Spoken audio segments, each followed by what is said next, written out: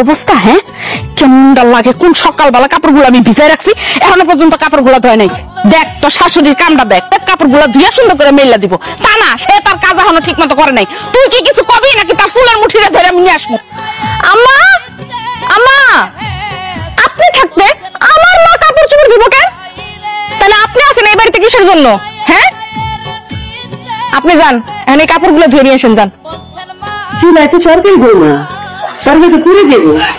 তরকারি রান্না বন্ধ, আগে আমার মার কাপড় চোপড় ধুইবেন, তারপর রান্না করবেন, বুঝছেন? এখন যান, কাপড় চোপড় ধুয়ে আসেন। আর শুনেন, আমার মা যে অর্ডার করবো সাথে সাথে যদি পালন না করছেন, সেই দিনই এই বাড়িতে আপনার লাস্ট দিন হইব। বাড়ি থেকে বাই করে দেবো। আমার এই কাপড় কাটা দিয়ে যান, ধুয়ে দিয়ে। তুমি সবাই দাদির কষ্ট দাও, আর নানু তুমিও দাদির বকো। তুমি সবাই পচা। দেখছস তোর মাইয়ার সাহস দেখছস?